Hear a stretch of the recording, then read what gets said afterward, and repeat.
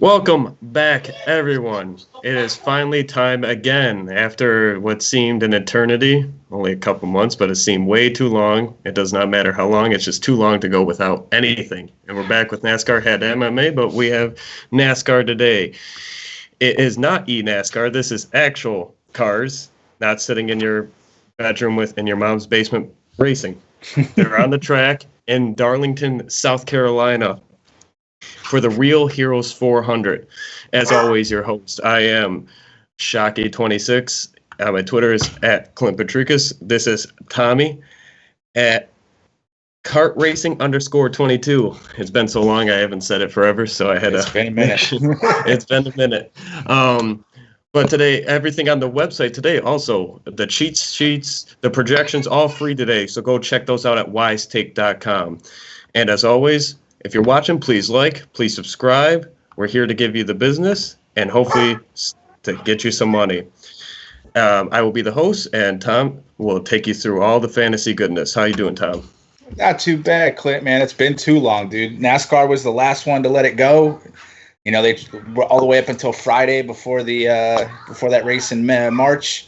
They were going to try to do it with no fans. They finally gave in, and then, of course, they're the first ones back. It's the easiest sport, I think, to quote unquote social distance, other than, you know, during pit stops in the team. But, you know, if the whole team's tested, the guy in the car, the chances of any bodily fluids getting transferred from one driver to another, to none. So I'm glad to see it back, dude. It's a good race to have come back. For those of you that are new to NASCAR, there's been a bunch of changes to their schedule, trying to stuff in as many races as possible. So we've got this race today at Darlington, and then again on Wednesday night at Darlington again. Once we get into the show a little bit, I'll kind of go into the breakdown of how they're going to do that. It's, you know, and then this week it's really different the way that everything is set up because, you know, I'll go over kind of the basics of what's happening with the rules for tomorrow. So normally we would have our stage breaks and then there'd be a larger run to the end. Now it's pretty much broken up into almost three identical pieces. It's like 90 laps, 95 laps, and then like 108 laps. So the three stages. There will be a competition caution at lap 30. The crazy thing about the competition caution, as soon as they throw the yellow flag, wherever you are on the track, that's your spot. So you could come in and sit on the pit lane for almost an entire lap and then still go back out and regain the field regain the field where you left at the end of caution. So they're trying to give these guys, there's been no practice, there's been no qualifying, there's been nothing. So, you know, for this week, all we have to look at is historical data and comparable tracks. Darlington kind of being in a league of its own as far as the way the track is designed. It's a very steep banked 1.3 mile oval. About the closest you're going to get in comparison would be like something like Las Vegas. And then it's also a high tire wear track, comparable to something like in Atlanta. So, you know, we tried to take a little snippet from both of those tracks on top of the data that we have for our Darlington by itself to try to build it. So it's going to be a little crazy. Again, with this competition caution, they're going to split it into two groups. The first 20 are going to come in. Next lap, the second 20 are going to come in. And again, like I said, you're not losing any space on track. So I expect some of these drivers to be making some pretty massive changes on these first pit stops, just because they literally unloaded the car off the trailer, went with the data that they had from Darlington and or, you know, Vegas or Atlanta, and just put together the car and said, let's go. So again, that's going to be crazy. And then, you know, we'll get into the flip flop for next week. But as far as Darlington goes, like I said, very high banked oval, 1.3 miles, a lot of tire wear. So, you know, we've got our regular tire wear guys that we're going to kind of boost a little bit. But yeah, let's just dive into it, man. I'll get into the DFS strategy after we go through the driver by driver breakdown. Okay, we will start up at the 10K and above. We have 6 drivers here. Kyle Busch at 11.8 at the top, all the way down to 10.1 of Joey Logano. So yeah, I mean, I'll hit all these guys. You know, Kyle Busch starting 4th. You're hoping that he's going to get some Dominator points because that's what he's going to need to pay off, being the most expensive guy. You know, I'd much rather Kyle Busch get a pill of like 12 or 11 or something like that, make him a little bit more, you know, playable. You're definitely going to want him in tournaments potentially. He's definitely possibly a cash game play if you want. It really, you got to take a stand on him either way. Average finish of 6.7 so far this season. He also has the best average finish at steep tracks last year, and then with the little bit that we had this year. He's got some laps led and some fastest laps in most of those. Like I said, it's just going to be, is it enough for him? I do think that's going to help limit his ownership a little bit. I think when we were running through our projections, we got Kyle Busch, I believe somewhere around the 20% mark, which I think is about right. I don't think he's going to be super high owned just because it's going to take a lot at 11.8. Darlington's normally a 2 to 3 Dominator race. I think for Kyle Busch to pay off, he'd have to be like the most dominant of those Dominators in order to pay off, but it's completely doable. Kevin Harvick, also really good at Darlington. He did get the number 1 pit box, which is a slight advantage here, which is good. He is also our number 1 tire wear guy. So he's one of those guys that's able to, make these tracks that are super abrasive, make the tires last a little bit longer than everybody else. We would look at practice data if we had it and say, hey, okay, look, he's good on the 5, 10, 15, 20 lap averages, which is where you'd want him. So, again, Kevin Harvick's another guy that's going to be cash or tournament viable. Again, he needs to dominate a good chunk, which is doable for him, just like it is Kyle Busch, but it's going to also help limit his ownership. Denny Hamlin, a little bit of a rough start to the beginning of the 2020 season before we went back, but he's usually pretty decent at Darlington. I think he's got 2 wins, 2017, 2010. His steep track data is pretty good as well. He's also another guy that's pretty good with the tire wear. Not as good as Kevin Harvick, but he's still pretty damn good. Martin Truex, another guy that's just had a real rough start to 2020. That's why he's starting off in 15th. His nickname's always been Mr. Mile and a Half. This is close enough to a mile and a half that I do like him here. I like the place differential upside. I still don't think he's going to be super, super high owned. I think everybody's going to gravitate towards like a Keselowski starting on the pole just because, it's almost, people are going to feel like Keselowski's a plug and play. Where are we at? Truex, again, somewhere in the same ballpark. With no practice data, it's really kind of, leveled out the playing field as far as averages, as far as what, I think drivers are going to project at. So Truex, another good play. All 4, the 4 guys we've gone over now, you have to put them all in your Dominator group. Even Truex starting 15th is going to have some type of Dominator points and a really good finish to help pay off. I think that's why he's limited somewhere again around the 20%. Next, we got Brad Keselowski. He's got very good history here. Penske started off pretty well this season, so I expect him to be fairly high owned, probably one of the highest guys on the slate, probably around the 35. 40% range. I expect a lot of, recreational players to be jumping on the NASCAR bandwagon this week just because there's really nothing else. I expect their ratings should be super high this week just because people are like, it's the only sport to watch and it's the first real sport to come back other than MMA, over the whole time. So Keselowski, also very good here. He's got good amount of laps led. He's going to need a good chunk. I expect him to hopefully lead the chunk, first 30, the first up to that stage break, and then whatever after the stage break, he could potentially lead a good chunk. If he gets, 50, 60 laps led, handful of fastest laps or something like that, which is what he normally does, around 60 laps led here and about 25 fastest laps, something like that, and then a finish in like the top 5, I could see him paying off even with a couple negative place differentials. And then his teammate, Joey Logano, he looks really good on the projection models, has won 2 of the 4 races this season already. I'd look at him, I guess, more a little bit of a tournament play. Still has to be in your Dominator group. And I think his ownership's going to also be limited a little bit just because there's some other plays that are kind of around him. You spend up a little bit, you get a Keselowski on the pole, or you spend down a little bit, you get 2 extra positions in somebody like Chase Elliott. So, I expect Logano to come in a little lower than the guys we've talked about before, but still, probably in that 15, percent range, 15, 20, 25%. I don't know. He might even be higher than the other ones just based on the fact that he's starting a little further back and, he's in Penske equipment. So, it's definitely, any of these most expensive guys, you're going to play them in their own way, shape, or form. Whether you're going to put them in a Dominator group, which is most of the guys in the 10K, they have to be in your Dominator group to pay off. I don't expect you to go more than like 30, 35% on anybody this week. So, yeah. Do you have a favorite 2-3 guys in this upper tier range? My favorite probably in this upper tier would have to be Keselowski, just because he's starting on the pole and it's going to be easier for him to go ahead and lead the first chunk of this race. Yeah, I guess the real unknown is these guys are rusty too. This isn't iRacing, so are these guys going to be all gung ho and try to go into turn one like crazy men and wreck everybody on the first lap? Or are they going to kind of sit back and relax and say, okay, go ahead, Brad, just lead the first 30 laps and then come out after the thing and probably lead another 30 laps or something like that, unless somebody's able to get by him. But I think it's going to be the easiest for him to get up there and lead a chunk of the first part of the race. Probably Kyle Busch and Joey Logano, pretty close to second and third there is what I would say. Or Kevin Harvick definitely would probably be second.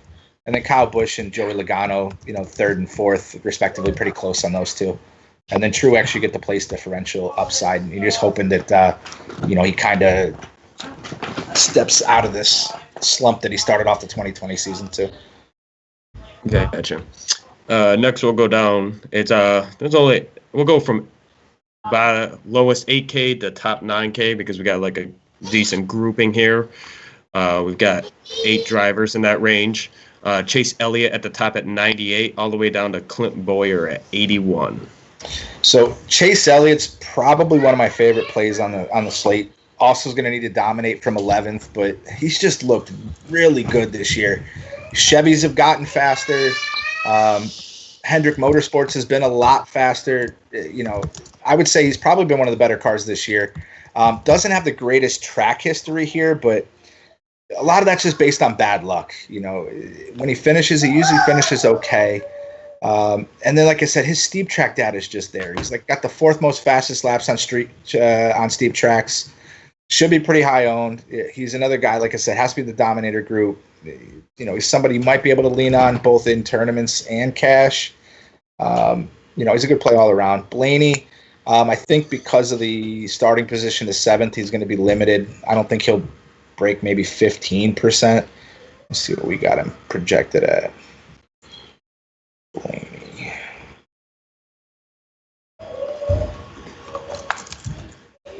Blaney around the 12 to 15% range is about where I've kind of figured he would fall. Next we got Eric Jones. Eric Jones, again, another one of these guys I think is going to be super, super popular. He's priced up this week, but he's starting 20th. You're expecting Eric Jones won this race last year. So, if Eric Jones is able to squeeze out a top 10, he's probably going to pay off his 8K, his 9K price tag, but still, I love him. His green flag speed this year has been fairly slow. Average finish of 20.3, but average finish here is 4.7. He's had 3 straight top 10s. Averages about 20 fastest laps here. Again, like I said, it's going to need either a top 5 finish or some Dominator points to do it. If you were building like say a really high heavy hitters Dominator group, he might be kind of your mid-price guy you could squeeze in. I don't know about that. Alex Bowman next. Also been really fast this year. Teammates with Chase Elliott. So, I expect him to be pretty fast here. He's starting 2nd, which scares me a little bit. I wouldn't play Bowman and Keselowski together. I'd, pick one of the two of them if you're, thinking, all right, Bowman's somehow going to get a run on this first lap, and he leads the first chunk of this race. He's cheaper.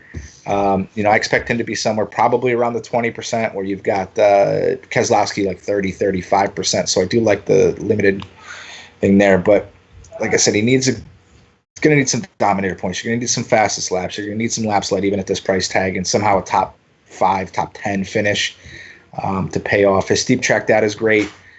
He's not the greatest at Darlington, but he did finish 6th at Vegas, which is a fairly comparable track. So are we going to get enough out of him?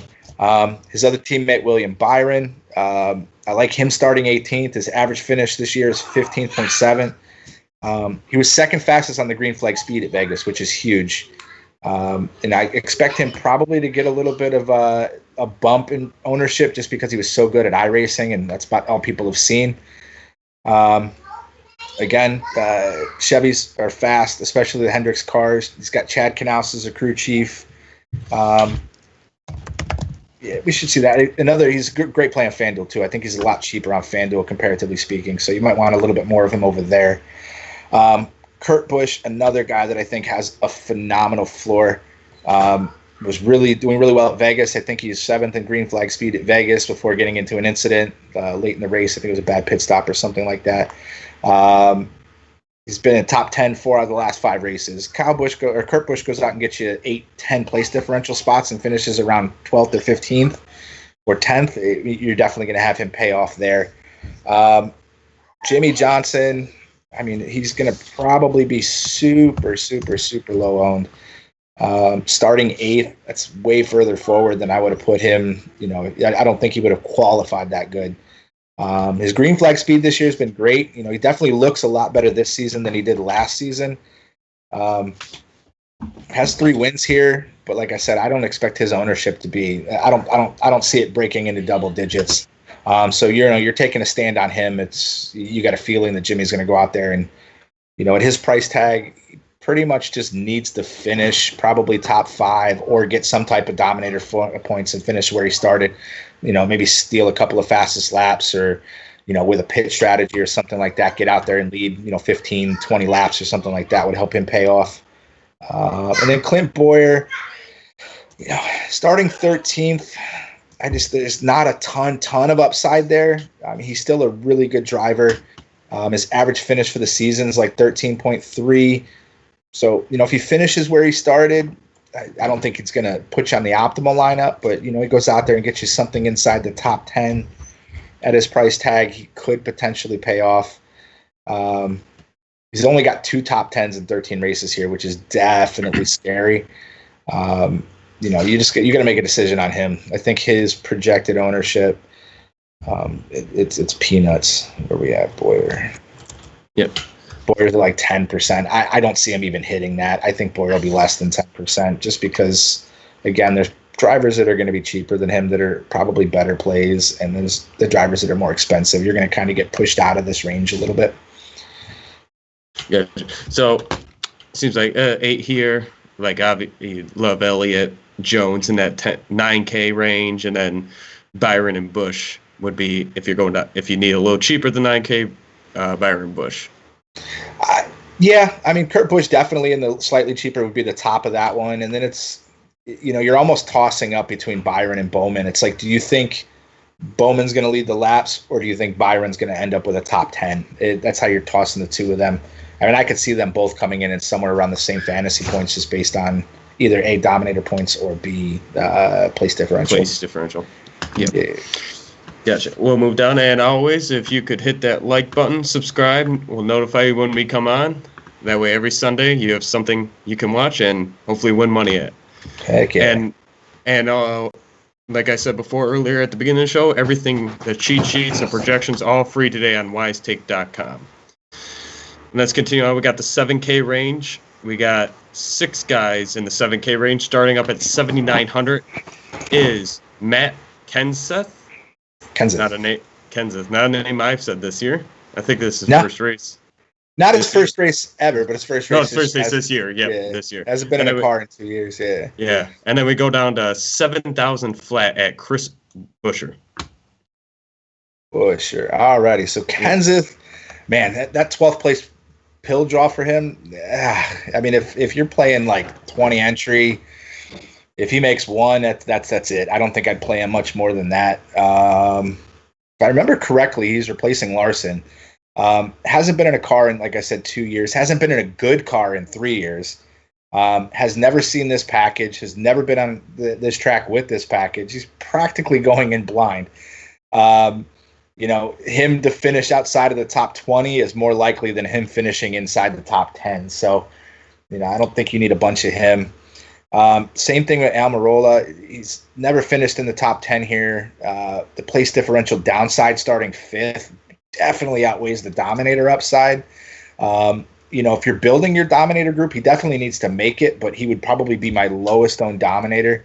Like you said, you're literally just hoping that the race kind of plays out into his hands and he somehow gets, you know, 20, 30 laps or something like that led, because I don't expect him to finish in the top 10. So you would need some Dominator points early, or some Dominator points on some type of pit strategy or race strategy that ends up working into his favor to where he gets it inorganically. because I don't think he's got it. I don't know if he's got enough to get up there by himself. MDB, man, he's been a monster starting this season, but starting third, I don't think you need to have a whole ton of him either. I'm going to play some of him just because I like MDB. He's finally in somewhat decent equipment. Finished 8th here last year in a garbage car. His steep tracks are his best track. I think he's going to average finish at 12.6 on steep tracks. So it's like the downside's not crazy. I definitely, even starting third, I'd probably have more MDB than I would Amarola. Like I said, don't go crazy on him. I mean, you could definitely easily take a stand over the field. Like I said, I think the field's going to be somewhere around the 5% range on him. That's Di Benedetto. Yeah, they're projecting him at like 10%. I don't know if I'd go over that. If you want to take a stand, I'd probably take a stand at like 10 or 12%. I wouldn't go super crazy.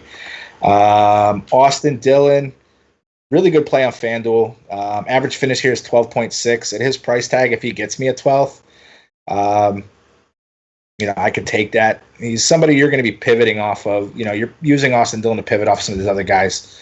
I think he'll probably be somewhere around the 15 to 20% range. And it's, your call when you want to take a stand over or under on him. Then we get into Tyler Reddick, which is the most expensive of the rookies. This is, like I said before, Darlington's not an easy track. It's a steep bank. It's a rough surface. So I really kind of fear from like taking stands on rookies at tracks like this. Of all the rookies, I probably would want John Hunter Nemechek over him, starting 34th. But I don't hate the 29th, so he's probably the second. He's 19th fastest in green flag speed at Vegas. If he goes out and gets me a 19th, I'm happy. Anywhere inside the top 20 with Tyler Reddick, you're pretty happy. So Tyler Reddick's what, 7,200 or something like that? Not looking at DraftKings, I'll pull it up. 7,200, yes. Yeah, so $7,200. You're not asking for the world from him. You're just asking for a finish. A half dozen to 10, 12 spots forward, and you're having a great day with him. Chris Buescher starting 24th. He's really good at steep tracks. He's cheap. Average finish of around 15th. If you give me a 15th, Chris Buescher, dude, I'm taking that check to the bank. So, in the 7K range, probably Buescher and Reddick are probably my favorite in this range, just because you're getting the organic place differential.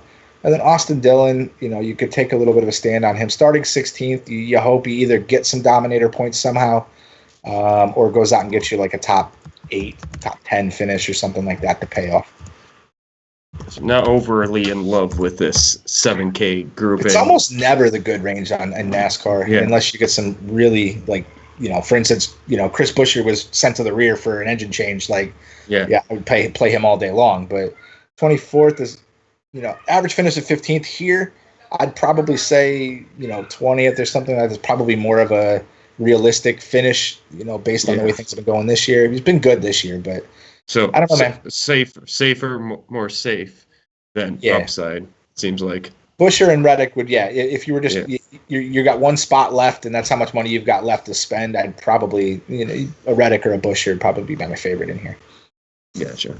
And at the end of the show, at the end of the driver breakdown, we'll take questions in the YouTube chat or the live stream chat and relay them to Tom, and he'll answer them to the best of his abilities, which is usually good.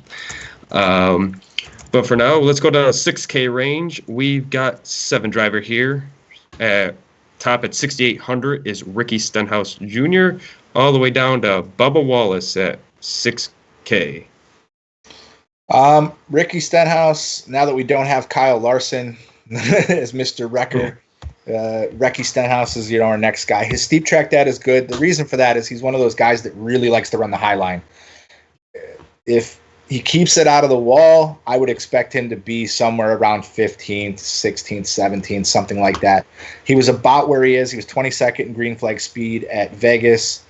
There's some place differential upside. I would hope that if Stenhouse can keep it out of the wall, like a 15th or so, should be something that's pretty doable for him.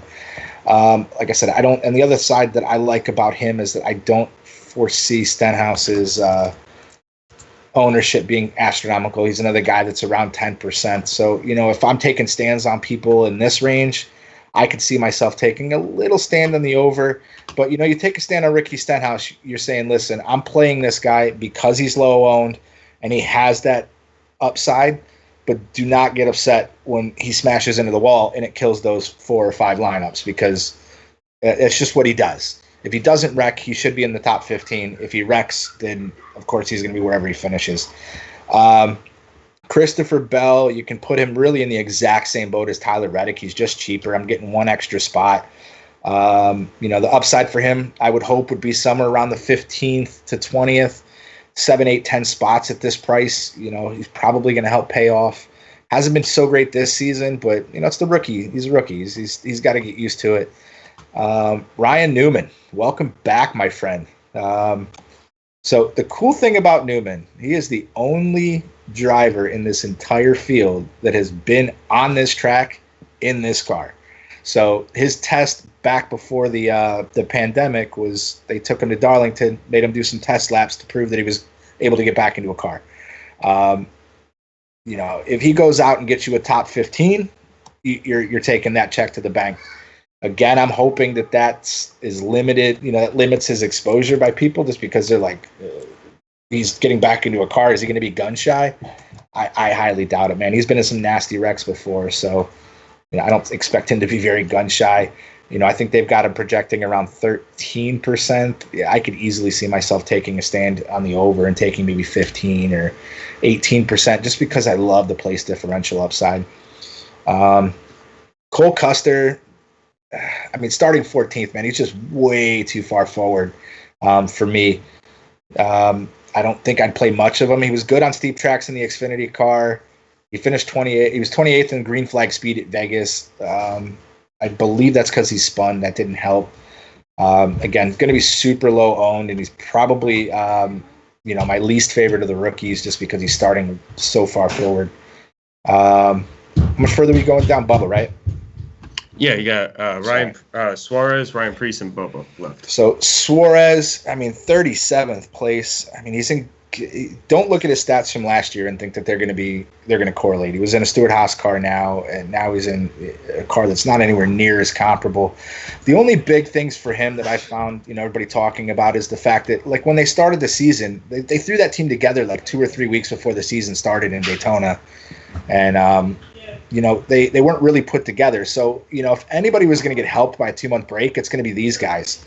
They hired a crew. They hired a car chief, I believe. They hired hiring the rest of their staff, so that they've got a decent staff. Somebody like him, if he was in a Stuart Haas car starting 37th, I'd probably have him at like 80% owned, just because I would be expecting him to be in the top 15. Even with the team he's in, if he's got his head out of his ass at this point, a top 25 shouldn't be too bad. And you're looking at like 30 points with a top 25. So, that's going to be awesome. So I expect him to see some serious ownership tomorrow, just because everybody remembers the name. Suarez is probably going to come in somewhere around the 20% range. Another one of those guys that you definitely could take a stand either way. If you think he's going to do what he did at Vegas, which is not even take the green flag and have battery issues, and end up fighting to finish 30th, it's okay. You could take a stand down on that, but I probably would want to see myself going on the over. Ryan Preece hasn't had the best start to this year either. I don't think I'd have too much of him on DraftKings.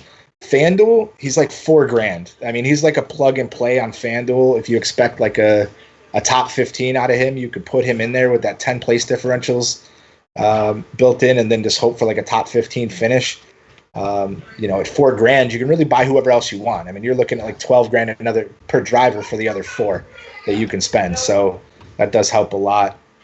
Bubba Wallace, he's looked decent this season so far, but 17th, that's just a little too far forward for me. He hasn't been the greatest here, or even the greatest green flag speed this year. I think his average finish here is like 25th. So, I don't like him very much at all. You don't have to play Bubba. If you're going to play him on like one team, maybe, but I don't think I'd go much more than that.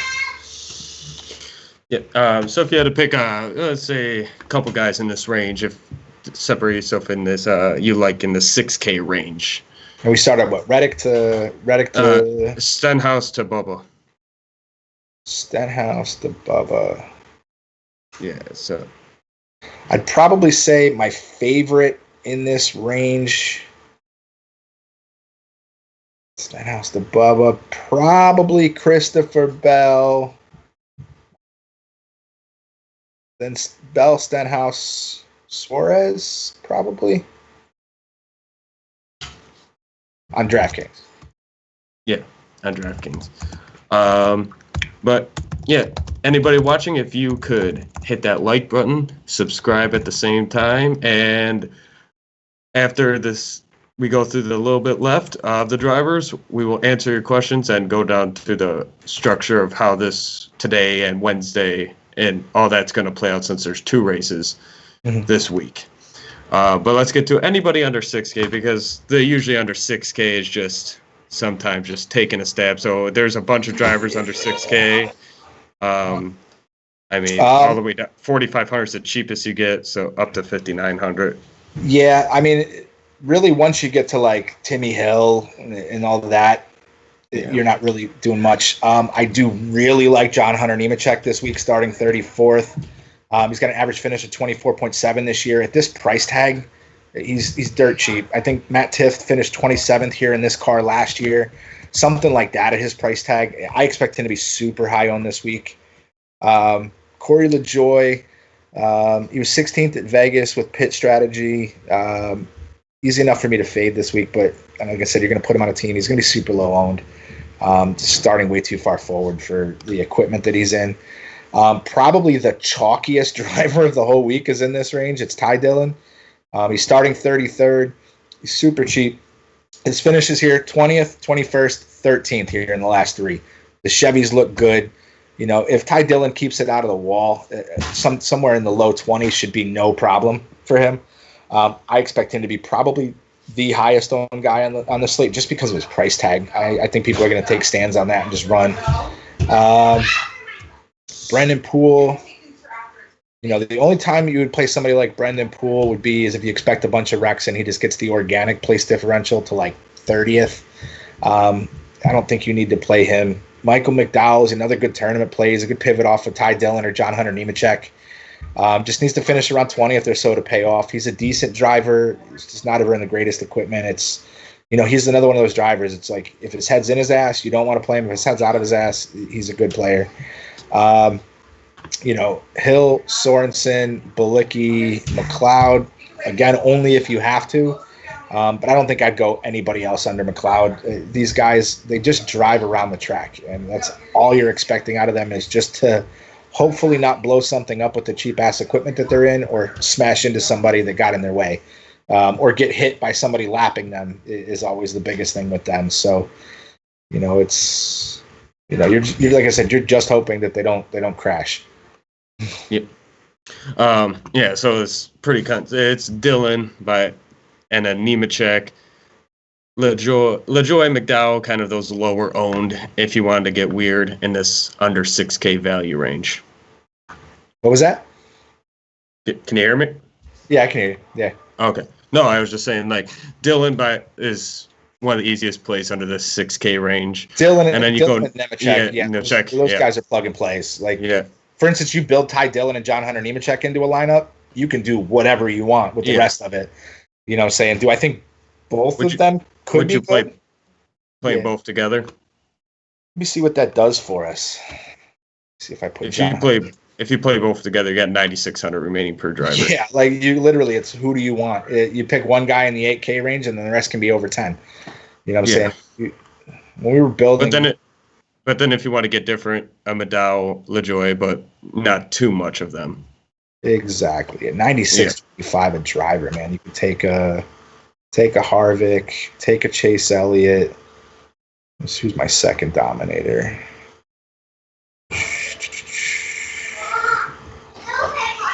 Trying to build a quickie here. I'm just throwing Kyle Busch. Still off $5,400. That's a little less than I would have wanted. So, but yeah, I mean, you can still build pretty easy. Yeah. definitely.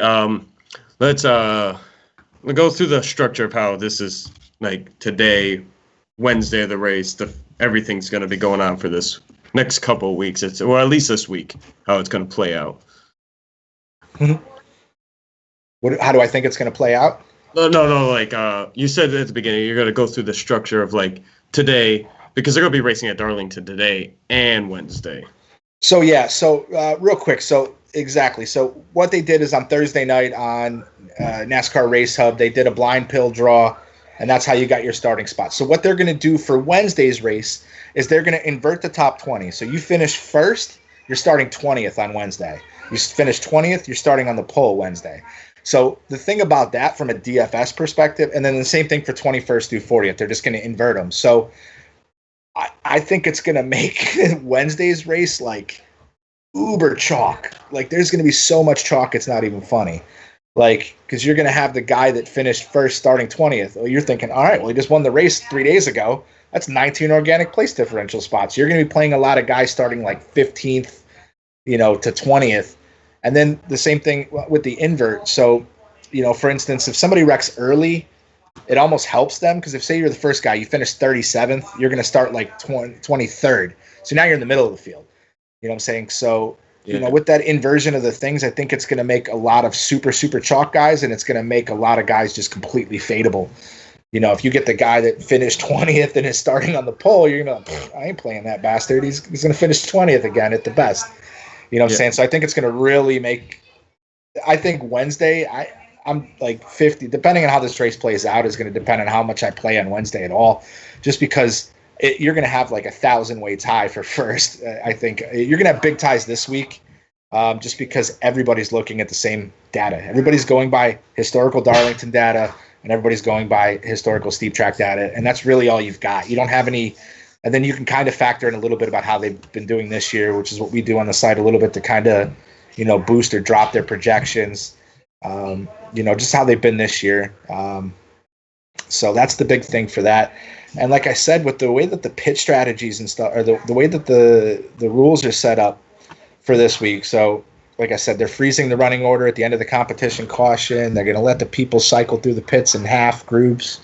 And like I said, you could sit there for, 60 seconds and it doesn't matter. You're not losing a spot. So, I don't see these guys trying to rush off pit lane. I see them taking every minute that they can to, take a couple rounds of wedge out here and, put some squish on the other side, do some air pressure changes, make sure you get a full tank of gas.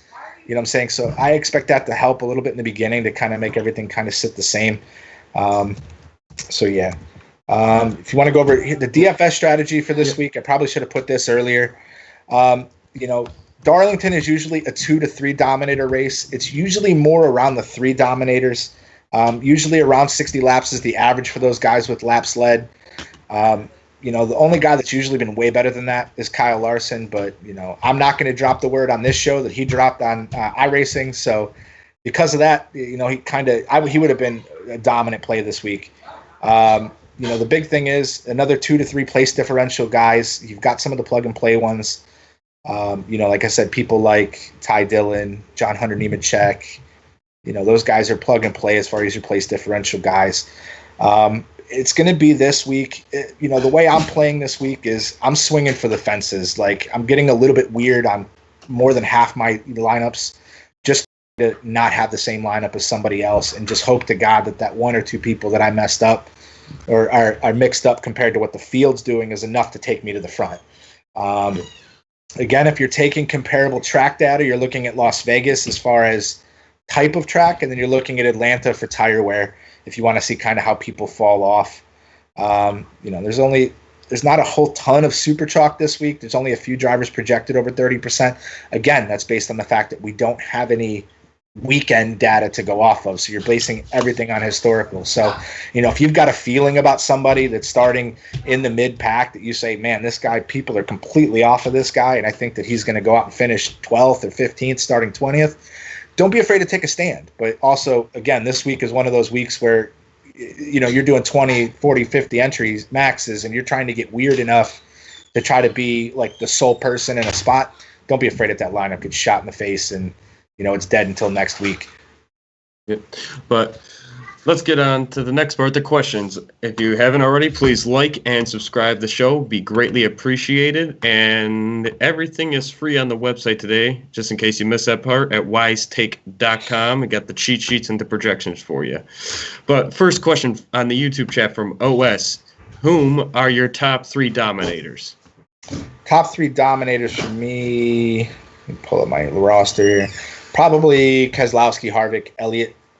My Dominator group, if you're looking at it from really vast perspective, I'd say Keselowski, Harvick, Elliott, Kyle Busch, Denny Hamlin, Martin Truex, Joey Logano, Ryan Blaney, and then Alex Bowman, because he's starting second. He's got to dominate at some point. So that would be who I put in my Dominator group. Place differential group, I'll throw it out there just since we're at it. Ty Dillon, Kurt Busch, Michael McDowell, John Hunter Nemechek, Chris Buescher, Stenhouse, Suarez, Reddick, and Bell. I missed this one. This is a little bit longer ago. If he's still in here, Kenneth for Senate. He said, are you all on Newman at all? He's nervous about the Russ. Are you nervous about the Russ? Not at all, man. He's good here. He's the only one that's got laps on this track. So, I expect him to be fine. Do I expect him to go out and win the race coming back from that crazy-ass wreck? No. But do I expect him to be able to finish in the top 15, top 10? Yeah. As long as he keeps it out of the wall. As long as he doesn't start seeing the ghost of Tom Cruise and start ripping his suit off and running up and down the side of the banking like in Talladega Nights, I think we'll be fine. Tom Cruise. Will Ferrell? Yeah. Saving Tom Cruise? Oh, yeah, that part, yeah. But Wes Bearden, is 80% Kyle Busch too bold? Yes, way too bold, man. If you really want to take a stand, I probably wouldn't go over 50% on anybody. Again, that depends on how many lineups you're building. If you're building 3 lineups and you really like him, then okay, he's going to be at, you're building 4 lineups and he's on 3, that's 75%. So okay, you're taking a stand on him for that. At that price tag, you can do so much better with less money. You need a lot. You're taking a stand that I think he's going to be super low owned, and if he goes out and swings and he leads 150 laps of this race and wins, then you're going to be taking that all the way to the bank. But I think 80% is a little steep. And Travis Duarte, I'm not good at pronouncing things sometimes. Just your thoughts on Stenhouse. Just he thinks he missed it. Who was that? Who do you want? Your thoughts on Stenhouse, because he thinks he missed a breakdown of Stenhouse. Stenhouse is fine. There's better plays in his price range, so I don't think he's going to be super high owned just because people are going to gravitate towards the stuff that's either slightly more expensive, or you could slide down to somebody like you could pay up a little bit for a Buescher or a Reddick. Like I said, I love him on steep tracks, so I probably would take a stand. I like him. I like him here. I'm not expecting the world out of him. If he can finish 15th, I'm happy.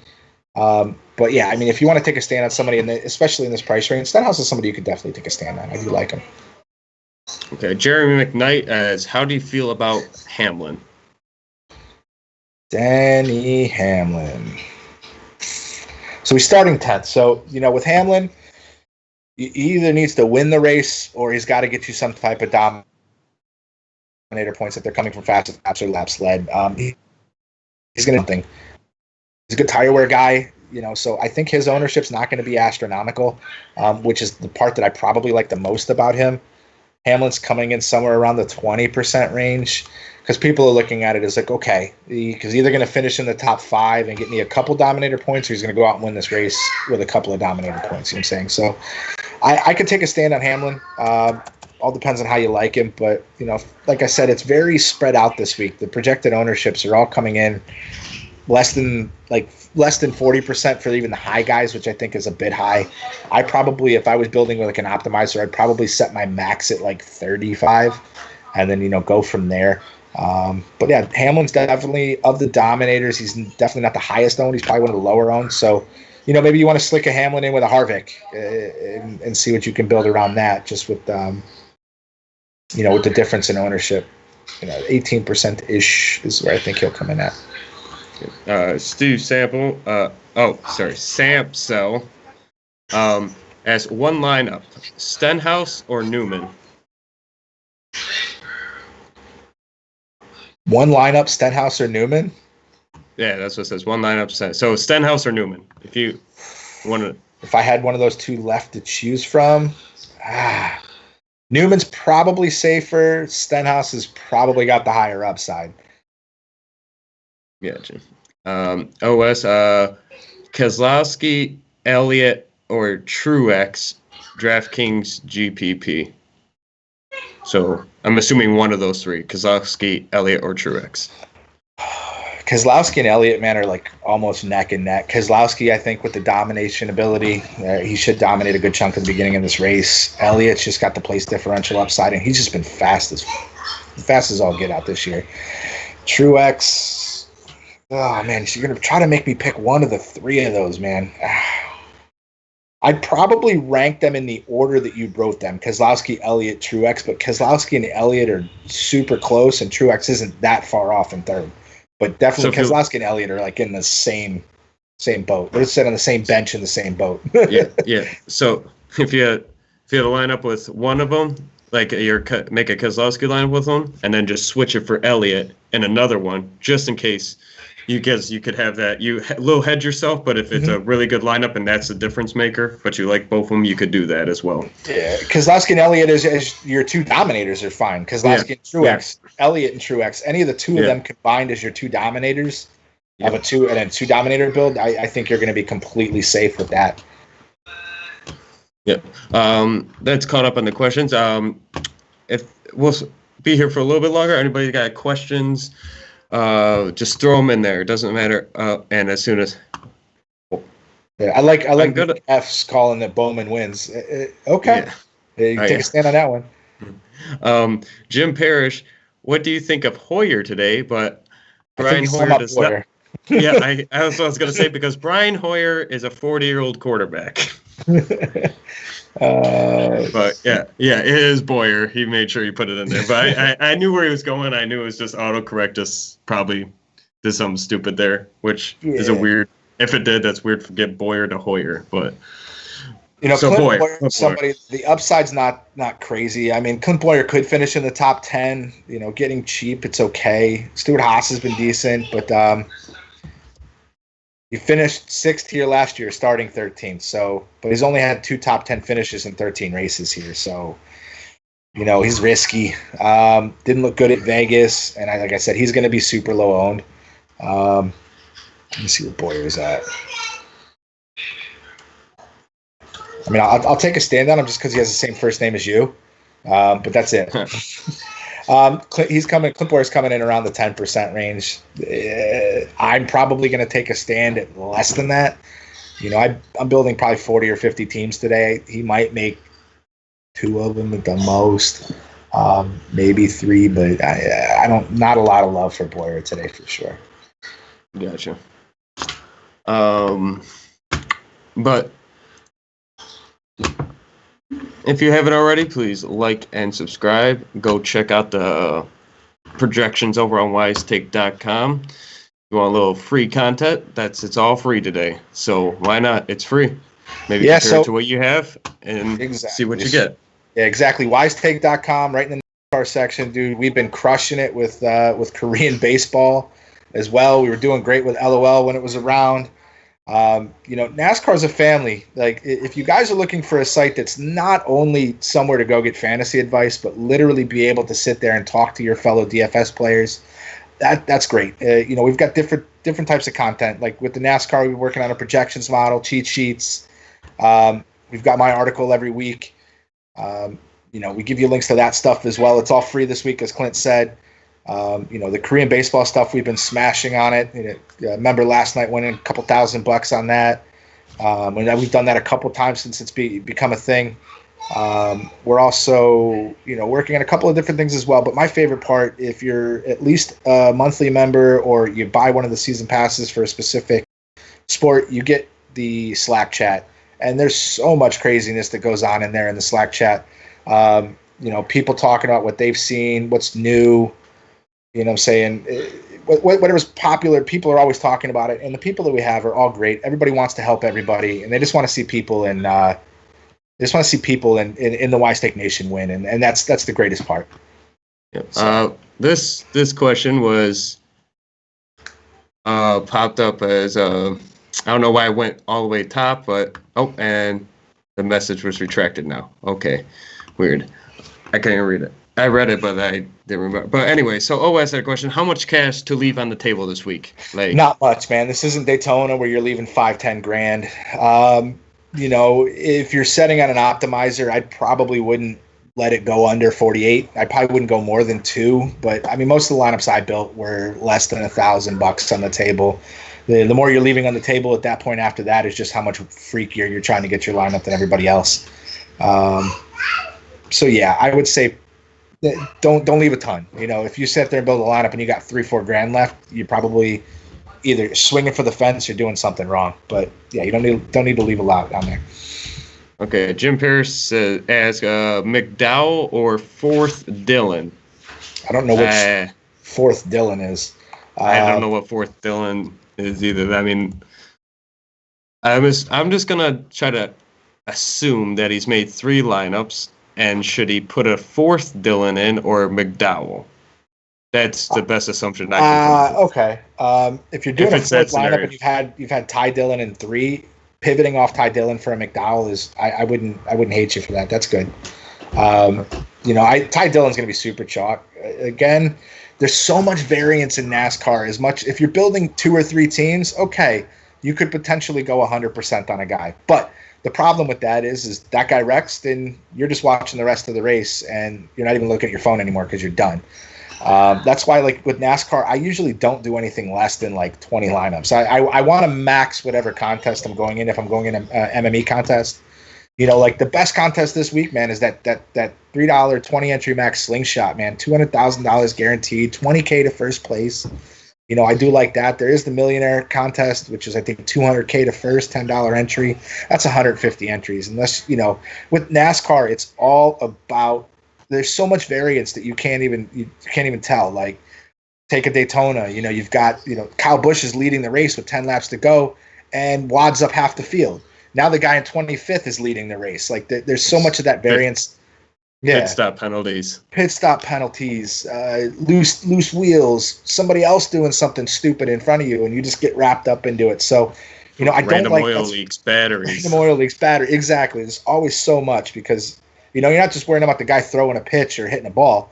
You know, you could get a guy that goes out and, you know, he's supposed to be the number 1 batter for the week and he strikes out 4 times. Like, that's why you have to get that variance in there. So, you know, I wouldn't try to go. I would, if I'm building, I would much rather spend, like, do 20 entries in a $1 contest than I would 2 entries in a $10 contest. Like, just get yourself a little bit more exposure to these drivers and really mess with it a little bit. Yeah. Sarah Ray asks, what are your 3 drivers for GPP FanDuel? For GP, yeah. So I'm going to, on the record, I'm not the greatest at FanDuel. I'm definitely way better at DraftKings and FanDuel. My top FanDuel is a different. Yeah. It's a whole different scoring system. Really, in FanDuel, all you're trying to do is get your 5 drivers in the top 10. Like, everything else is just so minuscule after that. Top 3 for FanDuel. You said GPP, so who am I taking stabs at? Ooh, it's a good question.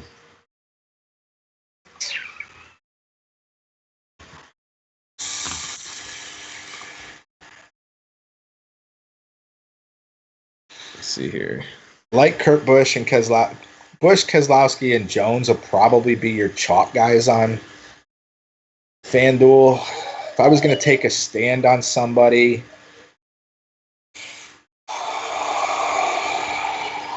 I do like Nemechek at $5,000 because that lets you build the rest of your lineup however you want. So I could see him kind of being somebody that's supposed to be low owned but being decent.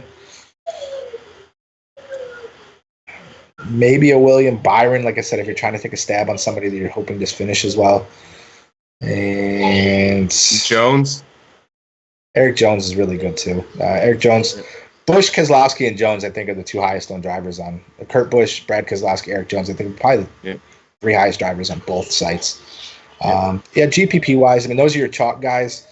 If you're going to take stands on people, you're looking for the guy that's starting like 6th, 7th, and finishes 1st. So you could take some stands on somebody like,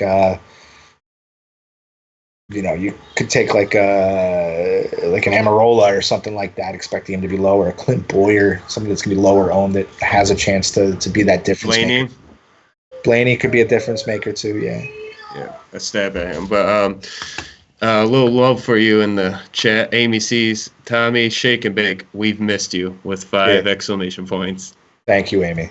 The love. Wes Beard, an honest take. Well, we just talked about a little bit of Eric Jones and his price. So, honest take on Eric Jones and his price. I really don't care. I mean, if he was $1,000 cheaper, which is what he normally would be, he'd be even higher owned. Like I said earlier in the show, if he was at like 8K, he'd be like 50%. You're starting 20th. He won the race here last year. So do I like the $1,000-ish jump in price? No, but is it really going to turn me off? It might have limited me a little bit, but that's it. I still think he's a phenomenal play on both sites. He's a great play on FanDuel. He's way cheaper over there. So if you're playing FanDuel, he's a plug and play on FanDuel, I think. I got a question. This might be interesting. Where would you play most of Kurt Busch for most of your plus lineups? Oh God, I was like trying to. Would you play most of Kurt Busch? How many lineups you play? How many lineups you playing, Jim? That's gonna take a minute or two to get through the chat. I mean, Kurt Busch on most of my lineups. If I'm running like 5, then yeah, I probably would play him on a good chunk of them. He's a phenomenal play. If I'm playing 20 teams, is he going to make more than 10? No. But if I'm playing 3 to 5, then maybe. I could definitely see that. But it all depends on how many lineups you're playing. I wouldn't, like I said, I'm an MME guy. Like if you're going over 20, if you're doing 20 lineups, him making 50% of them on 10 because he's a good play, sure. You're doing 3 or 4, and you want to take 24. Huh? 24 lineups. 24 lineups. Then yeah, I mean, I wouldn't probably go over 50%. That's 50% is if you're taking a stand. Where did he project out on DraftKings? Just pulling up my sheet here.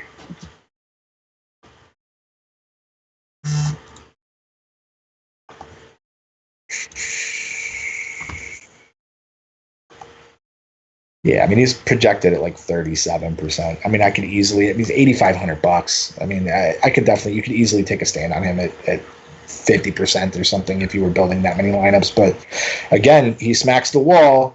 That's why I build a little bit. I don't build so aggressive on one driver just because I'd rather have one lineup do really well than have all my lineups get killed because I'm so heavy on one guy. I made that mistake a couple of years ago where I was playing, people like Kyle Busch at like 60-70% some weekends, and then I'd either win like $300 or I would win $8 of my $100 back or something like that. So it's variance. It's in NASCAR. I mean, I probably wouldn't go over 50 if you're building 24 teams. Put them on 12 if you got. I could stand behind that, but I wouldn't go like 85% on 25 lineups to where he's on 20 of the 24. Then again, he smacks the wall by variance, then 20 of your 24 lineups are practically dead. So yeah. But looks like that's all caught up with questions and haven't seen too much. So that's how I think it was a successful show coming back. Oh yeah. It was nice. Finally got to do something. Actually see real people. On sports. We'll continue today. We'll see you guys on Wednesday too. So if you guys are coming back Wednesday, Sunday, yep. Always hit the subscribe notifications. Boom, when we're coming live, and you're like, oh, NASCAR's going to be coming on soon. So you get some takes from Tom over here. But thank you for all who did like and who did subscribe and watch the show. Questions much appreciated from all. We're here for you, and we're appreciative that you are here. But for the Wise Take Nation, I am at Clint Patricus on Twitter. Hit him up on Tom at kartracing_22. Thank you all, and peace out. Yeah.